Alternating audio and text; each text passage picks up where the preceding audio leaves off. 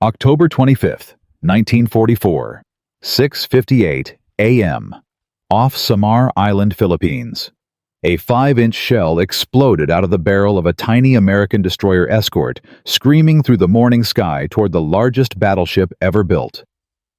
The Japanese super battleship Yamato, 72,000 tons of steel and fury, was steaming straight at a ship 1/40th her size.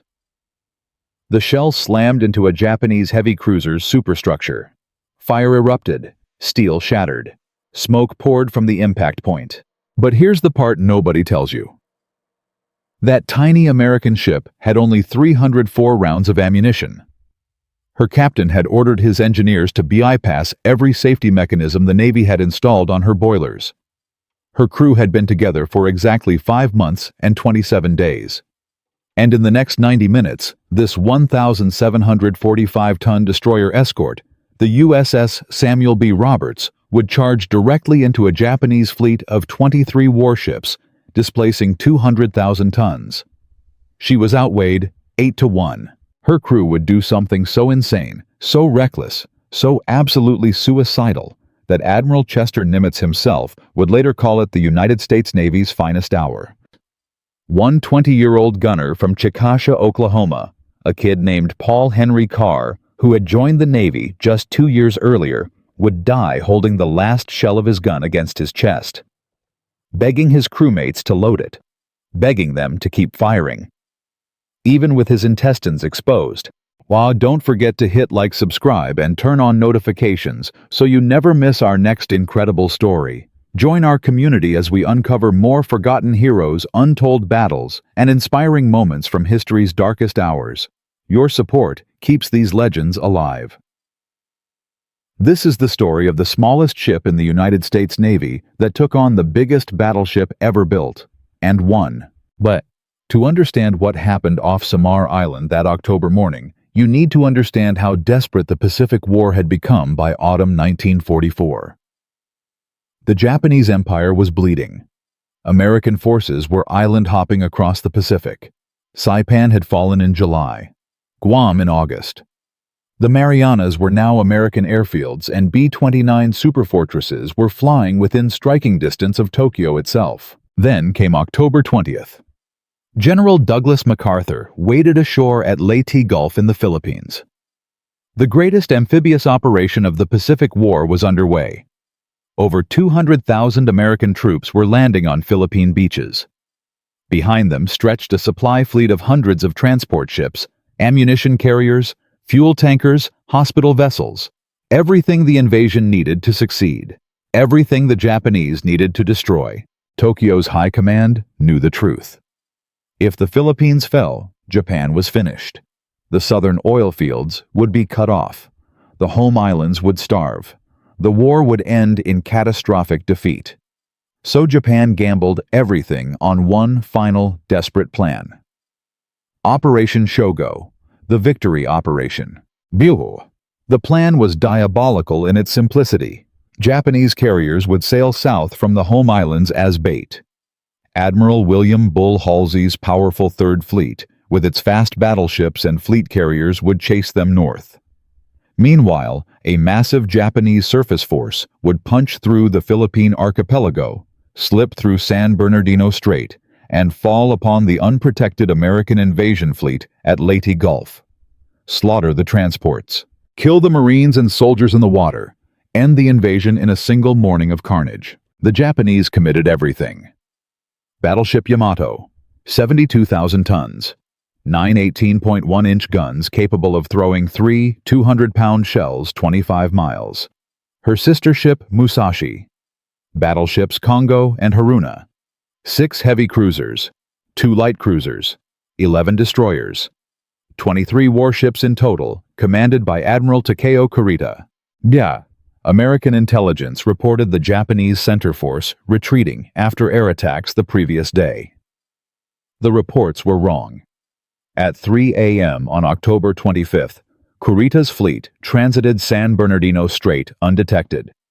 Halsey had already taken every American battleship north chasing the decoy carriers. The path to the invasion fleet was wide open. Only 7 small ships stood in the way of total disaster. Mini Task Force Taffy 3, commanded by Admiral Clifton Sprague. 6 escort carriers built on merchant hulls designed to fight submarines. 3 destroyers. 4 destroyer escorts, total tonnage 25,000 tons. The Japanese outweighed them 8-1, but everything was about to change because of one man almost nobody noticed. His name was Robert Witcher Copeland, Lieutenant Commander, United States Naval Reserve, 40 years old, a small-town lawyer from Tacoma, Washington. Before the war, Copeland had spent his days in courtrooms, arguing property disputes and drafting wills for working-class families. He wasn't a career naval officer. He hadn't graduated from Annapolis. He was a citizen sailor, the kind of man America produced by the millions in the 1940s.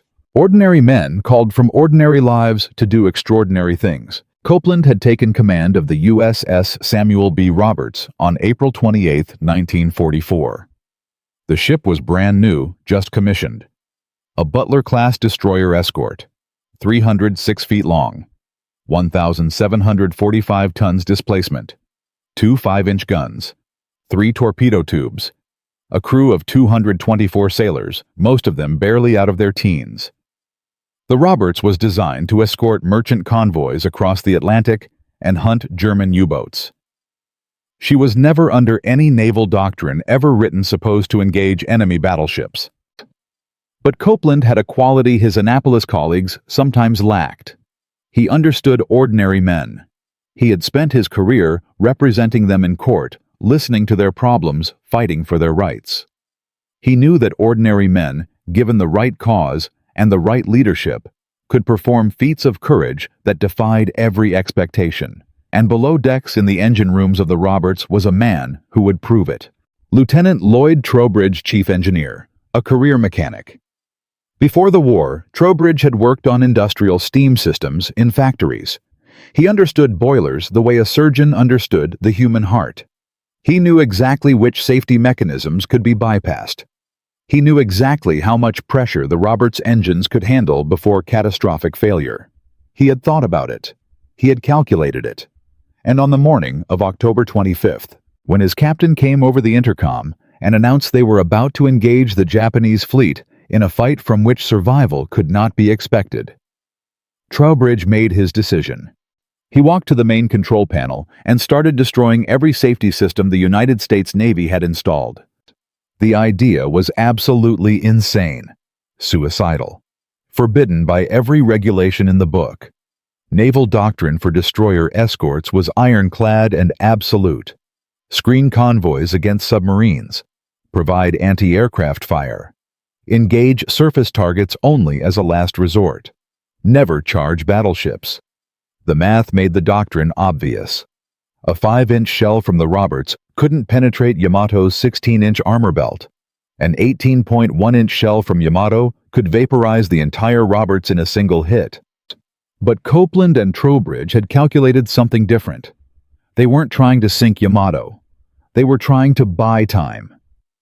Every minute the Japanese fleet spent firing at destroyers was a minute the escort carriers could use to run south, a minute closer to potential rescue. Every torpedo launched at Japanese cruisers, even if it missed, would force those cruisers to maneuver, break formation, lose precious minutes of pursuit. It was a calculation written in blood. The Roberts and her sisters would absorb fire meant for the carriers. They would die so others could live. Trowbridge bypassed the pressure governors first, then the temperature limiters, then the steam release valves. He pushed every gauge into the red zone. The Roberts' design speed was 24 knots. With Trowbridge's modifications, she could now hit 28 knots.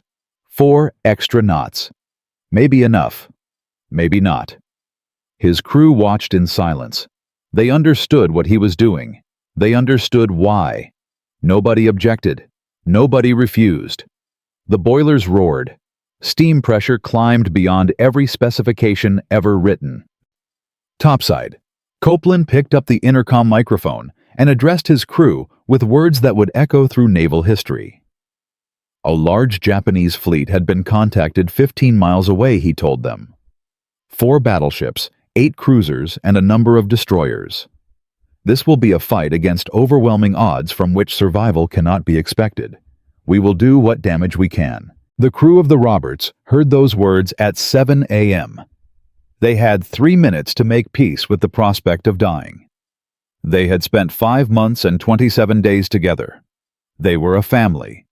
And now they were going to charge directly at the largest battleship ever built and hope to God they could buy enough time to save the lives of thousands of men they had never met. And they didn't know that this insane decision would save the entire Philippine invasion. They didn't know that what they were about to do would be remembered as the greatest last stand in naval history. The first shells arrived at 7:16 a.m. Destroyer Johnston had opened fire on the Japanese fleet. The enemy returned fire instantly. 14-inch shells from battleship Congo erupted around Johnston water columns, rising 200 feet into the morning sky. The destroyer disappeared into smoke and dye marker geysers, still firing as she charged. At 7:23 a.m. Copeland ordered hard left rudder.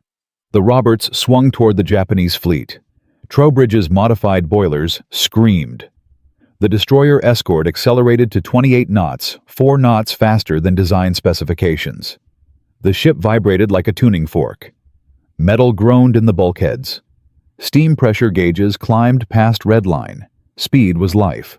Speed was the only thing standing between the Roberts and oblivion. The Japanese fleet spread across 10 miles of ocean like a steel scythe. Yamato in the center, her massive 18.1-inch guns capable of hurling shells, weighing more than a Volkswagen across 25 miles of ocean. Heavy cruiser Chikuma led the right flank 8 miles ahead of the battleship. Cruiser Tone followed 2 miles behind. To the left, cruisers Haguro and Chokai closed on the American carriers like wolves on wounded prey. The Roberts had to penetrate that screen, reach torpedo range, fire, escape. Torpedo range was 5,000 yards, just 2.8 miles. Her 3 Mark 15 torpedoes could travel that distance at 46 knots. But getting within 5,000 yards meant running through a gauntlet of shells from ships that could hit targets at 25,000 yards. The math was brutal and simple. For every mile the Roberts advanced, the Japanese could fire 5 miles worth of shells at her. At 7:32 a.m., the shells started falling. 8-inch rounds from Chikuma. Green dye markers in the splashes helped Japanese spotters track their aim. One shell landed 50 yards off the port bow, another 20 yards to starboard. Water columns towered over the masthead. Copeland ordered hard left, then hard right. Zigzag pattern. Make their rangefinders work for it. Force them to recalculate every salvo. Buy seconds. Buy time. In the forward 5-inch gun mount, Lieutenant William Burton crouched with his 10-man crew. Average age 22. They had fired thousands of practice rounds in training. They had never engaged a battleship. The forward gun mount had 3/8-inch steel plating designed to stop shrapnel, not 8-inch shells. If a single shell hit the mount directly, all 10 men inside would be vaporized instantly. Burton didn't think about it. He couldn't. At 7:40 a.m., the Roberts crossed 5,000 yards from Chikuma.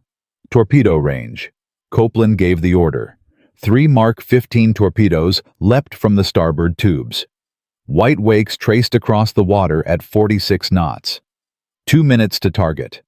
The Roberts immediately reversed course, hard left rudder, full speed away. Disappear into the smoke screen before the Japanese could track her. Chikuma's lookouts spotted the wakes. The cruiser heeled into an emergency turn. 13,000 tons of warship, leaning over at maximum rudder angle. The first torpedo passed 50 yards ahead of her bow. The second missed the stern. The third ran underneath without detonating. Mark 15 torpedoes had a 40% failure rate. The Roberts had fired 3 duds. But Copeland had achieved something far more valuable than a hit. Chikuma had broken off her attack run. The heavy cruiser was now headed northwest away from the carriers. 5 minutes of pursuit time gone. 5 minutes the escort carriers used to run south. 5 minutes closer to survival. At 7:45 a.m., Burton opened fire with the forward 5-inch gun.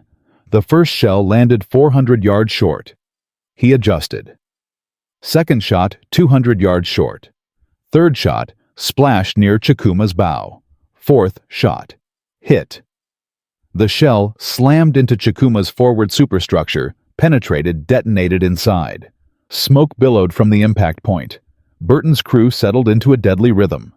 Load, ram, fire. 15 rounds per minute. The barrel grew red hot. Brass casings piled around their feet, but the Japanese were finding their range. At 7:52 a.m. Chikuma shifted fire from the carriers to the Roberts.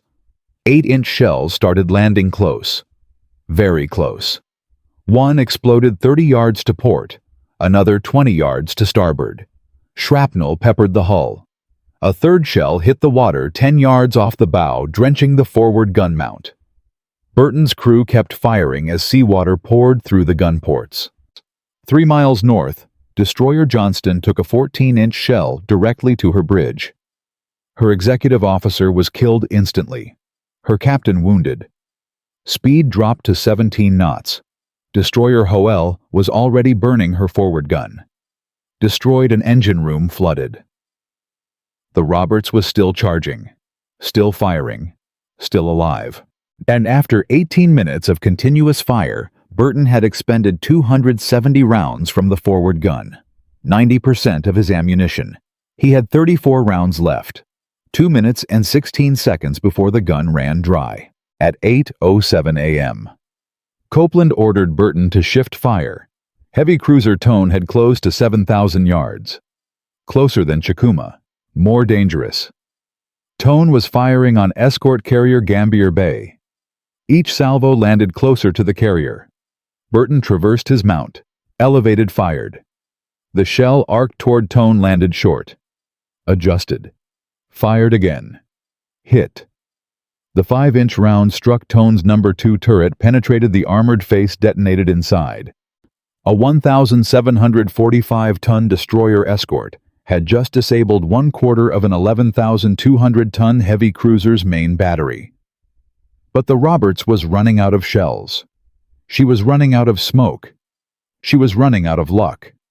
3 Japanese heavy cruisers had her bracketed. Chikuma to the north, Tone to the northeast, Haguro to the northwest. They were closing fast. 6,000 yards, 5,000, 4,000. The walls were closing in. And in the aftergun mount, a 20-year-old kid from Oklahoma named Paul Henry Carr had no idea that in just 23 minutes he would be holding the last shell of his life against his bleeding chest, dying with one final impossible request on his lips. In Part 2, you will witness what happened when the Roberts finally took her first hit. You will meet Paul Carr face to face in the moments that made him a legend. You will see what happens when ordinary American sailors, wounded, dying with their ships sinking under their feet, refuse to stop fighting. And you will discover why Admiral Kurita, commander of the most powerful surface force Japan ever assembled, suddenly turned his fleet around and ran. What did 7 small American ships do that broke the Imperial Japanese Navy? The answer will leave you speechless. When we left the USS Samuel B. Roberts in Part 1, Lieutenant Commander Robert Copeland and his 224 sailors had charged directly into the most powerful surface fleet Imperial Japan ever assembled. They had launched torpedoes at heavy cruiser Chikuma, scored hits on Tone, and bought precious minutes for the escort carriers of Taffy 3 to escape. 3 Japanese heavy cruisers now had the Roberts bracketed. The walls were closing in. But what happens when the 1,745-ton destroyer escort takes a direct hit from a 14-inch shell weighing 1,500 pounds? The answer is what every sailor on board was about to discover. In the next 30 minutes, the Roberts would absorb 5 direct hits from Japanese battleships and cruisers. Her crew would suffer a casualty rate of 51%. And one 20-year-old gunner would perform an act of courage so impossible, so beyond human endurance, that the United States Navy would name a guided missile frigate after him 41 years later. And this is where everything got worse. At 8:15 a.m., the Roberts had a bigger problem than Japanese cruisers. She had her own commanding admiral 6 miles away on escort carrier Fanshawe Bay, watching his entire task unit die in slow motion. Admiral Clifton Sprague was a career naval aviator. His doctrine was absolute. Escort carriers retreat. Destroyers screen. Destroyer escorts never charge battleships. Every regulation in the United States Navy supported him. Every tactical manual ever written agreed. But Sprague had a problem. His doctrine was getting his men killed. Destroyer Hoel was burning. Destroyer Johnston had taken a 14-inch shell to the bridge. Escort carrier Gambier Bay was already being torn apart by Japanese cruiser fire listing 20 degrees to port on fire from stem to stern. Sprague's voice came over the TBS radio at 7:50 a.m., broadcasting in plain English because there was no time to encrypt. Small boys intercept. 2 words. Small boys was Navy slang for destroyers and destroyer escorts. Intercept meant attack, charge, engage at all costs. It was an order Sprague himself had been trained never to give. Every Annapolis instructor would have told him it was tantamount to murder. Sending tin cans against battleships was the naval equivalent of sending boys with rifles against tanks. But Sprague gave the order anyway. Aboard Yamato, Admiral Takeo Kurita was 64 years old. Career Imperial Japanese Navy. He had survived the sinking of his flagship Atago 2 days earlier when American submarines ambushed his fleet in Palawan Passage.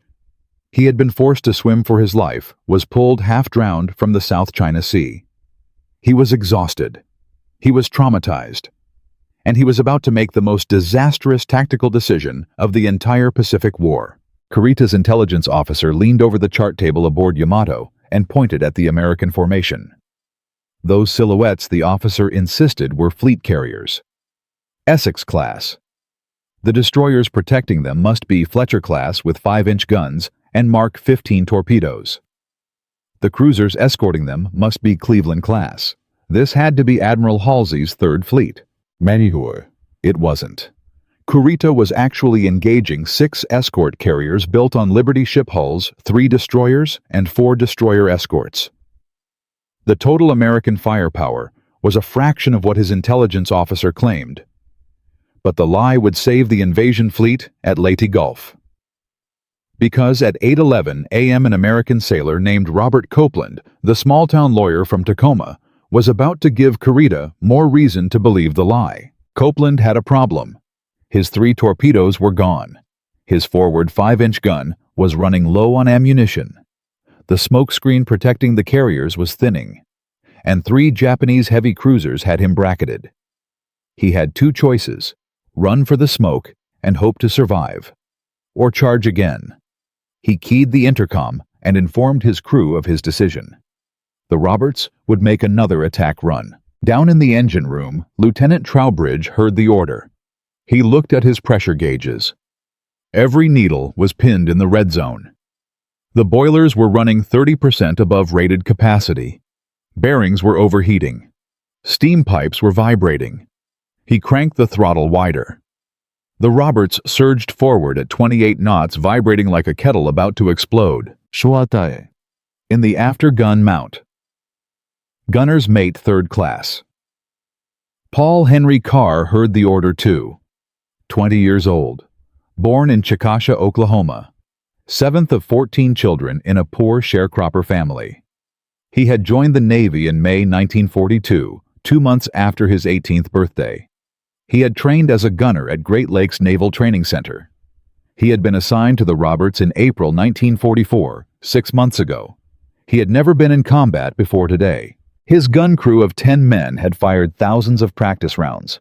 Now they were about to fire for real. The official test of Robert Copeland's insane tactical decision came at 8:20 a.m., 15 miles off Samar Island, with the entire Japanese center force as witnesses. The conditions were perfect for a court-martial. Copeland had violated naval doctrine. He had charged battleships with a destroyer escort. He had expended his torpedoes in a hopeless attack. If he survived, he could face charges. If he failed, his men would die for nothing. The Roberts surged toward the Japanese formation at 28 knots. Copeland ordered hard left rudder, then hard right, zigzag pattern, forced the Japanese rangefinders to recalculate. By seconds. The forward 5-inch gun under Lieutenant Burton fired its 304th round at 8:10 a.m. The barrel was glowing dull red. The recoil mechanism was failing. Springs compressed beyond design limits. Oil smoking in the recuperator. The forward gun was out. Now everything depended on Paul Carr's aftergun mount. 325 rounds remaining. One gun against the Imperial Japanese Navy. Carr's crew settled into a rhythm of pure desperation. Load. Ram. Fire. 15 rounds per minute. Every shell a 54-pound projectile of high explosive. Every shell adjusting the calculation in Kurita's mind. Carr's first round struck Chikuma's superstructure. The second hit the same area. The third detonated against her bridge, killing officers, destroying rangefinders. Chikuma's fire control was degraded, but the Japanese were finding their range. At 8:25 a.m., an 8-inch shell from Chikuma struck the Roberts amidships.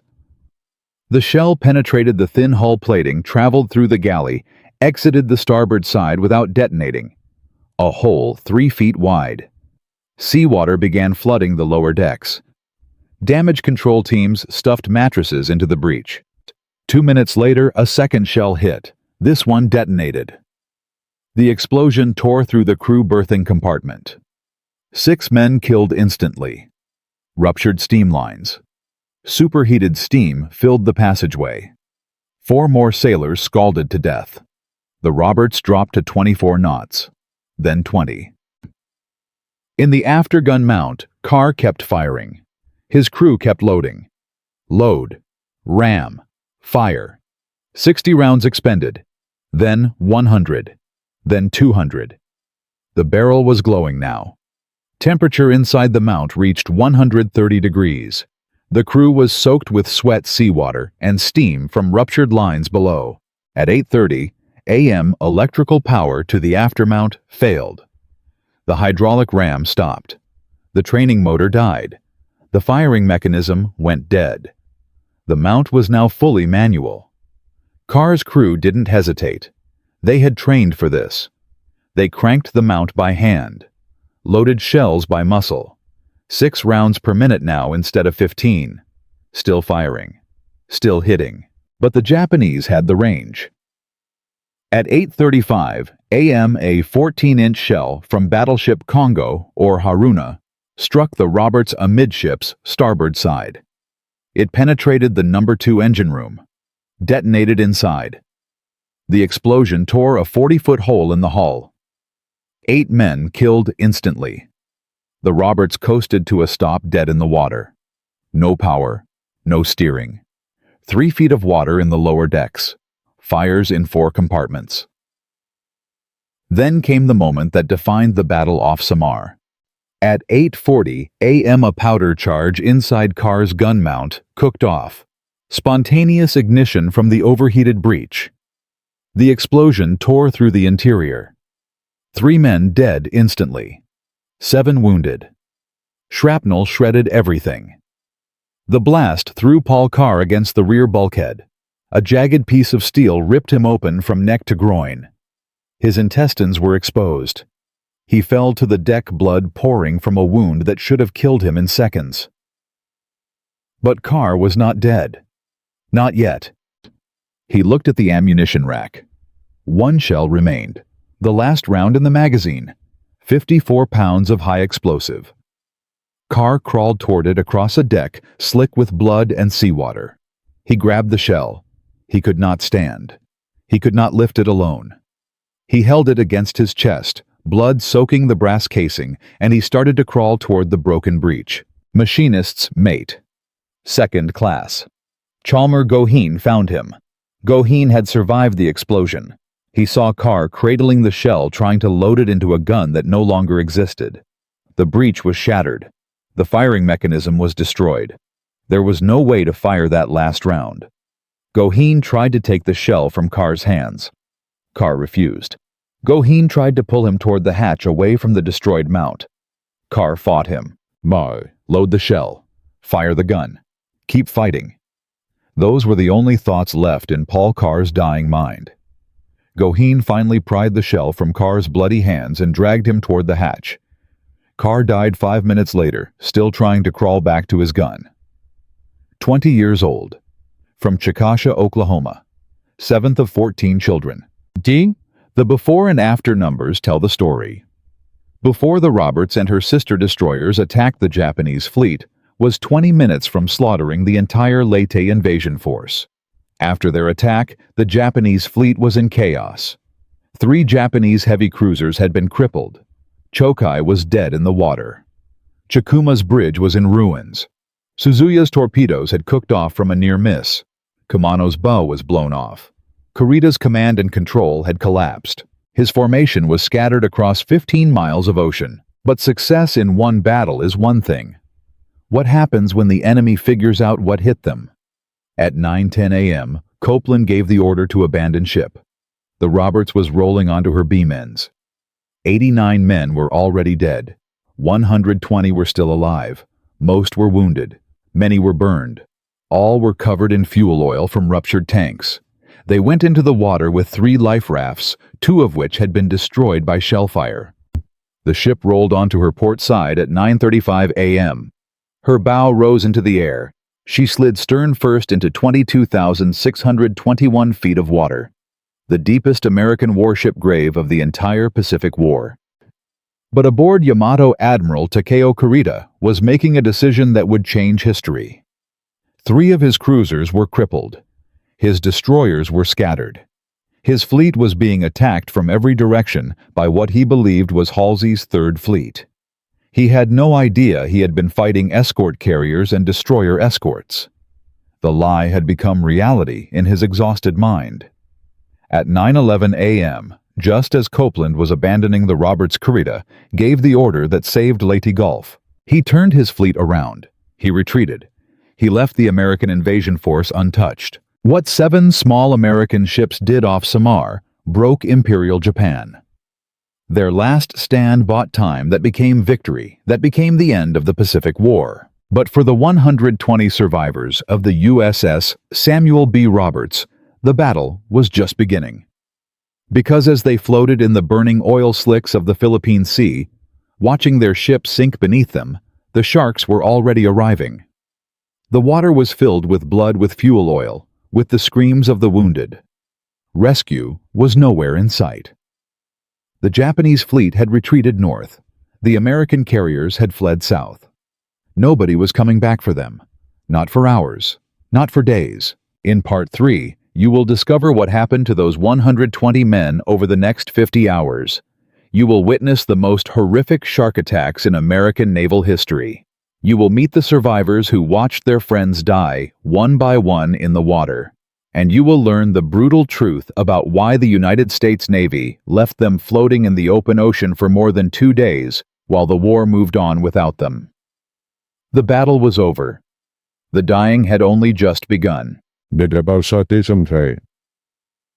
In Part 1, you met Lieutenant Commander Robert Copeland, the small-town lawyer from Tacoma, who decided his 1,745-ton destroyer escort would charge into a Japanese fleet of 23 warships. In Part 2, you watch 20-year-old Paul Henry Carr die holding the last shell of his gun against his bleeding chest. The Roberts went down. 3 Japanese cruisers were crippled. Admiral Kurita turned his fleet around and retreated. But what happened next changed everything. Because as the Roberts slipped beneath the Philippine Sea, 120 American sailors floated in the burning oil slicks behind her. The water was filled with blood. The water was filled with fuel. And the water was filled with sharks. In the next 50 hours, those survivors would experience some of the worst conditions any American serviceman endured in the entire Pacific War. 3 would die in the water. Some would simply disappear. The Japanese fleet had retreated north. The American carriers had fled south. Nobody was coming back for them. This is no longer a battle. This is now a question of who survives. Aboard Yamato, Admiral Takeo Kurita was a broken man. His intelligence officer kept insisting they had engaged Halsey's Third Fleet. 3 of his heavy cruisers had been crippled by what he believed were Fletcher-class destroyers and Cleveland-class light cruisers. Chokai was dead in the water, abandoned and scuttled. Chikuma was burning her bridge in ruins, her speed reduced to 18 knots. Suzuya had been mortally wounded by air attacks. Kumano was limping away with her bow blown off. 4 heavy cruisers gone in less than 2 hours. Kurita ordered his fleet to regroup at 9:11 a.m. By 12:36 p.m., he made the most controversial decision of his career. He turned his entire force away from Leyte Gulf. The most powerful surface fleet Imperial Japan had assembled in 1944 retreated without engaging the unprotected American invasion fleet just 40 miles to the south. Hundreds of transport ships sat undefended in San Pedro Bay. Tens of thousands of MacArthur's troops were vulnerable on the beaches. Kurita could have destroyed them all. He turned around instead. Japanese naval intelligence officers in Tokyo received Kurita's reports and went into a panic. The damage statistics seemed impossible. 6 American warships of unknown type had crippled 4 heavy cruisers and damaged battleships Yamato, Nagato, Kongo, and Haruna. The Imperial Japanese Navy had lost a total of 10,500 sailors at the Battle off Samar. They had sunk 3 small American ships in return. The exchange ratio was catastrophic. YINT Imperial General Headquarters convened an emergency conference. The Naval General Staff demanded explanations. How had a screening force of escort carriers and destroyers inflicted such damage on the most powerful surface group ever assembled? The answer would not be fully understood for months.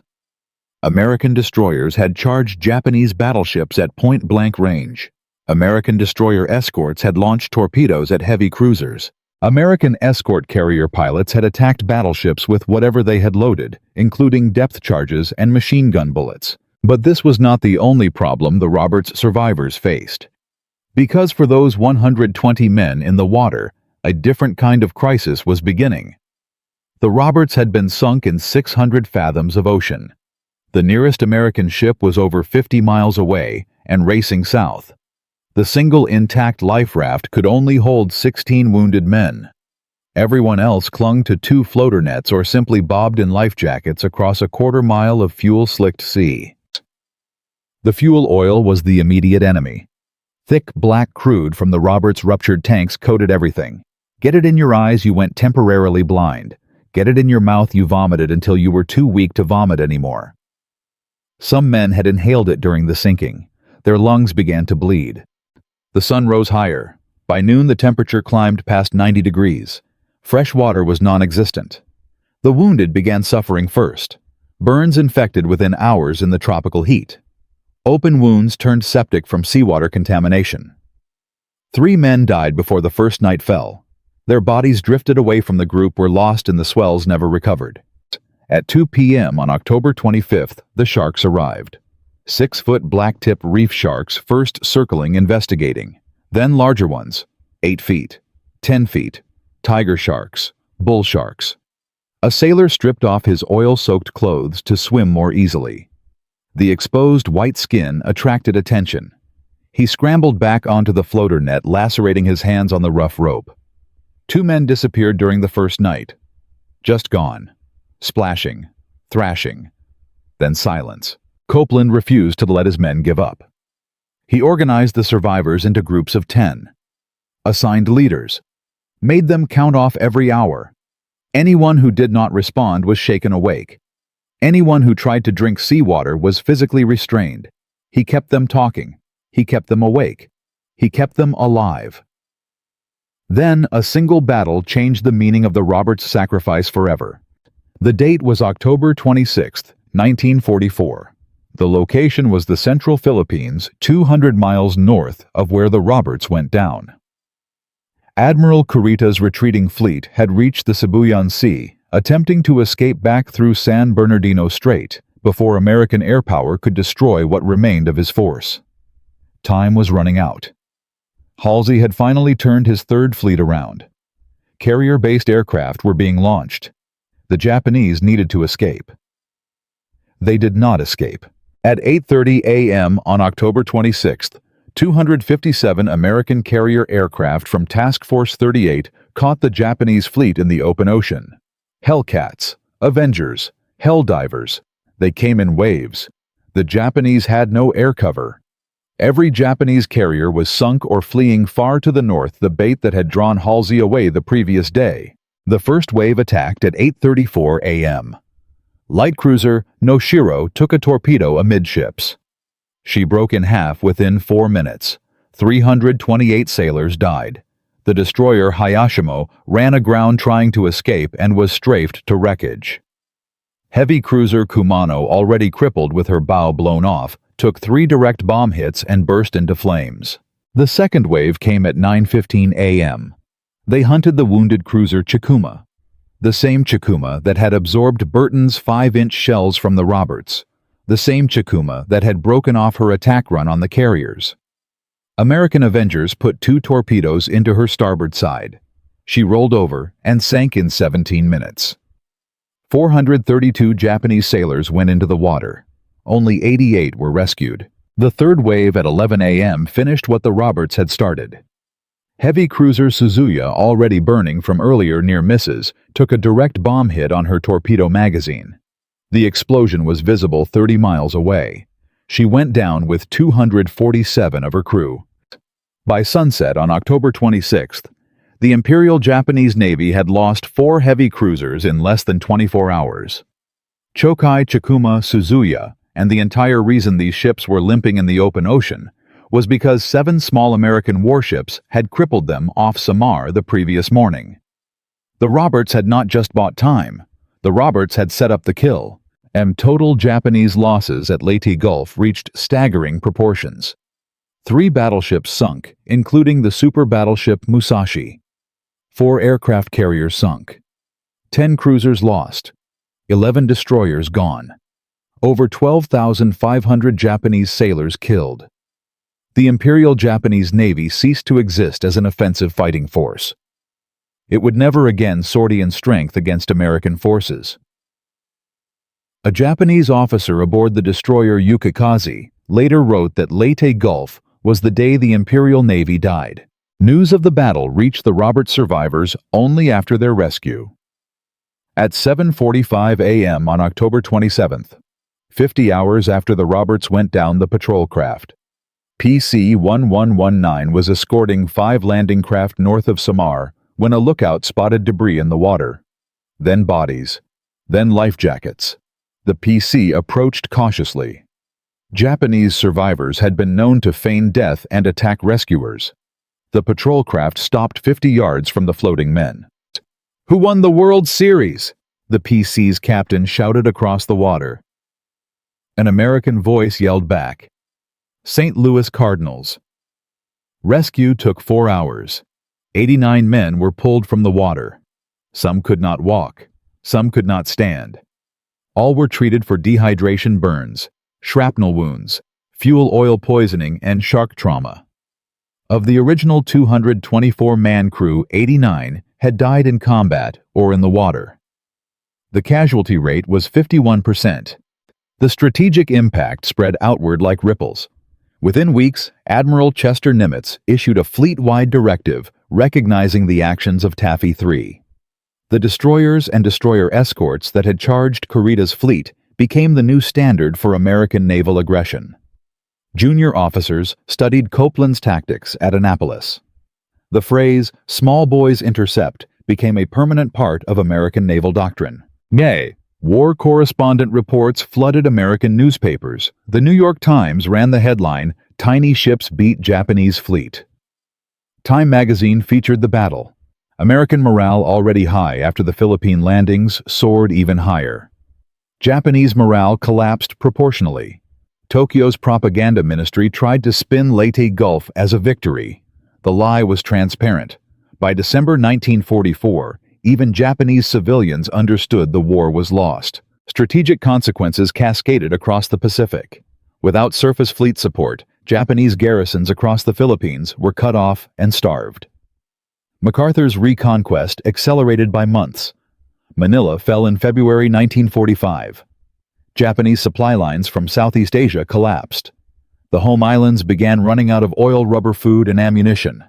The path to Tokyo was now open. Robert Copeland received the Navy Cross. Paul Henry Carr received the Silver Star posthumously. The USS Samuel B. Roberts received the Presidential Unit Citation. Admiral Sprague was promoted. Admiral Kurita was relieved of command and spent the rest of the war teaching at the Imperial Japanese Naval Academy. He died in 1977, still defending his decision to retreat. The Roberts had not been built to fight battleships. Her crew had not been trained for the impossible mission they performed. But on the morning of October 25, 1944, 224 ordinary American sailors had performed the greatest naval last stand in history, and in doing so, they helped break the back of an empire. But what happened to the men who survived? What became of the families who lost sons in those Philippine waters? Why did the Roberts spend 78 years lost on the deep ocean floor? And how did one explorer finally find her at 22,621 feet down? And why did the very last survivor of the USS Samuel B. Roberts pass away just 3 months before his ship was discovered? The story has one final chapter, the chapter that almost no one knows. The legacy of the Sammy B continues into the present day in ways that would have astonished her crew. In Part 4, you will hear the rest. Across 3 parts, you have followed one of the most extraordinary stories of the Pacific War. A small-town lawyer named Robert Copeland charged a destroyer escort into the Imperial Japanese Navy. A 20-year-old Oklahoma farm boy named Paul Henry Carr died holding the last shell of his gun. 7 tiny American ships crippled a fleet of 23 warships, broke the back of Japanese naval power, and saved the Philippine invasion. The Roberts went down in 22,621 feet of water. Her crew became legend. But what happened to the men who came home? What became of the families who waited for sons who would never return? And why did one explorer spend years searching the deepest waters of the Philippine Sea for a ship that the Navy had stopped looking for decades earlier? Because this story has one final twist that almost nobody knows. And success, as you are about to learn, often comes at a price the survivors carry for the rest of their lives. Robert Copeland came home to Tacoma, Washington in 1945 with the Navy Cross pinned to his chest. He resumed his law practice. He drafted wills for working-class families. He argued property disputes. He went home each night to his wife and children. He almost never spoke of what he had done off Samar Island. Friends who had known him before the war noticed he had changed. He was quieter. He drank a little more. He sometimes stared at nothing for long minutes. The lawyer who had charged Yamato carried his ghosts in silence. He became a reserve admiral, eventually rising to rear admiral in the Naval Reserve. He died in August 1973, age 63, in the same town where he had practiced law before the war began. His obituary in the Tacoma News Tribune mentioned the Navy Cross in the 3rd paragraph. Most of his neighbors had no idea what he had done. The family of Paul Henry Carr received a Western Union telegram in November 1944. Their son was missing in action and presumed dead. He had been the 7th of 14 children in a sharecropper family from Chickasha, Oklahoma. His mother kept his silver star in a box on her dresser for the rest of her life. She died in 1968, still believing her son's body might somehow be recovered. It never was. Paul Carr remains entombed in the Roberts at the bottom of the Philippine Sea. Lieutenant Lloyd Trowbridge, the engineer who bypassed every safety system in the Roberts boilers, survived the sinking. He returned to civilian life. He worked as an industrial engineer in factories across the Midwest. He never spoke publicly about what he had done in the engine room that morning. He died in 1991 in a small town in Indiana, his neighbors knowing only that he had served in the Navy. Lieutenant William Burton, the gun captain who landed the first 5-inch hit on Chikuma, came home with shrapnel wounds and survivor's guilt. He attended every Roberts reunion until his health failed in the 1990s. The men who had charged battleships became insurance salesmen, school teachers, mechanics, accountants. They raised families, they paid mortgages, they watched their grandchildren grow up. and every October 25th they remembered. But the real legacy of the USS Samuel B. Roberts was not contained in any medal or any reunion.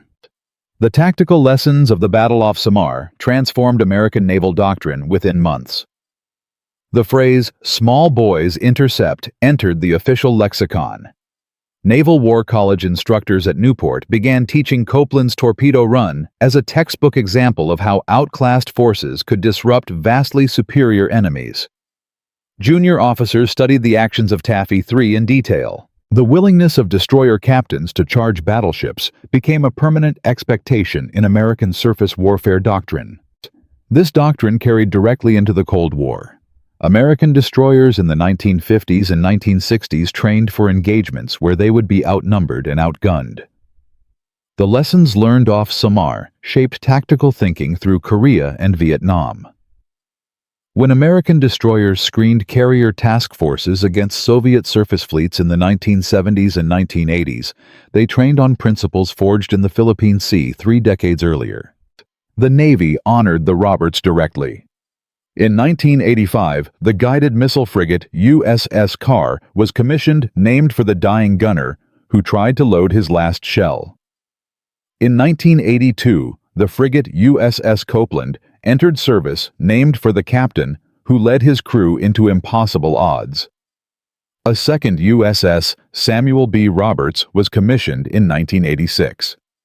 That ship struck an Iranian mine in the Persian Gulf in April 1988. Her crew saved her through damage control techniques developed from lessons learned at Samar 44 years earlier.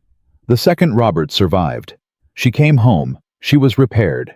The legacy held. The total reach of the battle off Samar extended far beyond ship names and doctrine. Historians estimate that the actions of Taffy 3 saved between 30,000 and 50,000 American lives by preventing the destruction of MacArthur's Sixth Army on the Leyte beaches. The Pacific War, which had been projected to last until 1947, ended in August 1945. Some military historians argue that the collapse of Japanese naval power at Leyte Gulf shortened the war by 6 to 12 months. But the deepest lesson of the Roberts had nothing to do with technology or tactics. The men who saved the Pacific that morning were not professional warriors. Robert Copeland was a small-town lawyer. Paul Carr was a sharecropper's son. Lloyd Trowbridge was a factory mechanic. The crew of the Roberts was a cross-section of ordinary America. Mechanics, farmers, school teachers, truck drivers, boys from coal towns and fishing villages and dusty farms. They had been together for exactly 5 months and 27 days when they charged Yamato. They had no business surviving what they did. They had even less business doing what they accomplished. Gay, the institution they served, had repeatedly told them what was impossible. Doctrine said destroyer escorts could not engage battleships. Doctrine said safety mechanisms on boilers were not to be bypassed. Doctrine said survival required retreat. These ordinary men ignored every piece of doctrine and saved an invasion fleet. They proved a lesson that history keeps trying to teach and institutions keep trying to forget. The willingness to attempt the impossible is sometimes the only thing standing between disaster and victory. This lesson echoes across history in dozens of forgotten innovations. The pilot who first dive-bombed a battleship. The mechanic who first welded armor onto a tank. The radar operator who first tracked enemy aircraft beyond visual range. The cryptographer who broke an unbreakable code. War rewards the people willing to attempt what experts say cannot be done. Peace eventually rewards them too. American business leaders, technology innovators, and military thinkers still cite the battle off Samar as proof that institutional thinking can fail at the moment of greatest need. But the strangest chapter of the Roberts' story was still to come. In June 2022, deep ocean explorer Victor Vescovo took his submersible limiting factor down through 22,621 feet of black water in the Philippine Sea. He was searching for the deepest shipwreck in human history. He had spent years studying battle reports, calculating drift currents, narrowing the search area. On June 22, 2022, his sonar pinged something on the abyssal plain. The limiting factor descended through layers of darkness so complete that no light from the surface had ever reached them. What Vescovo found stunned him. The USS Samuel B. Roberts sat upright on the ocean floor. Her bow had separated from her stern during impact, but both sections were intact and recognizable. The hull number, DE-413, was still legible. Her aft 5-inch gun mount, the gun where Paul Carr died, still sat on her deck. The mount where the 20-year-old Oklahoman had crawled with his last shell, where Goheen had pulled him away, where his blood had soaked into the steel decking 78 years earlier. It was visible in Vescovo's footage, silent, preserved by the cold and the pressure and the darkness. The deepest shipwreck ever found, deeper than Titanic by more than a mile. The Roberts had been waiting on the abyssal plain for almost 8 decades. But here is the detail that gives this story its final devastating weight. Adrian Lenore. The last living survivor of the Roberts died on March 20th, 2022, at age 97. He passed away 3 months before Vescovo found the ship. He had spent 78 years carrying memories of what happened in those waters. He had outlived every shipmate who climbed into the Pacific with him on the morning of October 25th, 1944. He died never knowing that someone was about to find his ship at the bottom of the Philippine Sea.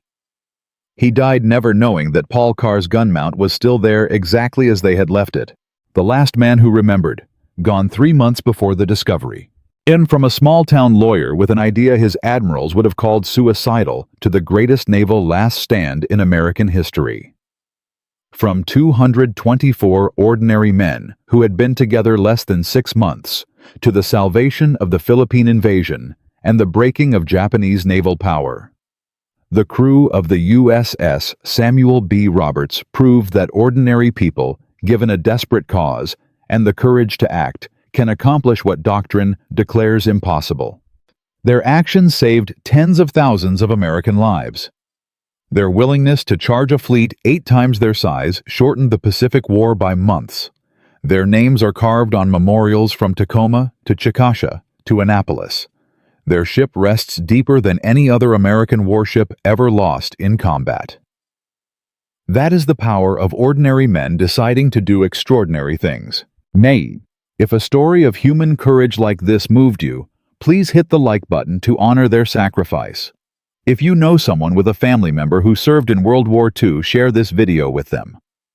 Drop a comment below telling us where you are watching from and tell us about the veterans in your own family. We read every single one. Subscribe to keep these forgotten heroes remembered, because for every battle off Samar that history records, there are 100 more stories of ordinary people who changed the world and were never properly thanked. Turn on notifications so you never miss the next story. Admiral Chester Nimitz called what happened off Samar Island the United States Navy's finest hour. Historian Samuel Eliot Morison wrote that no engagement in naval history showed more gallantry. They were right, but the deepest truth is simpler than that. In a world that tells you what is impossible, sometimes the only correct answer is to charge the largest battleship ever built with a destroyer escort and prove the world wrong. Thank you for watching. We will see you in the next one. Asterisk.